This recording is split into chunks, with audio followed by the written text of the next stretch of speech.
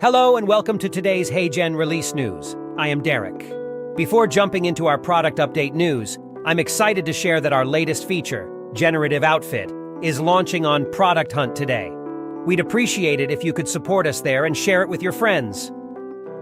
And now, back to the product updates. We have released new exciting features, and I can't wait to share with you. Here they are. Generative Outfit. Simpler talking photo generation. New share page. Ready? Let's take a closer look. With Generative Outfit, creating the perfect outfit for avatars is only a breeze. Just tell us what kind of outfit you want, and choose your favorite from the infinite combinations that HeyGen AI will create just for you. It's like having a personal stylist at your fingertips.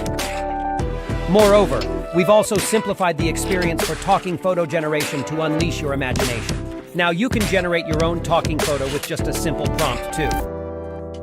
We've also updated our share page with new customization options, including light and dark modes, and the ability to customize button colors to match your branding.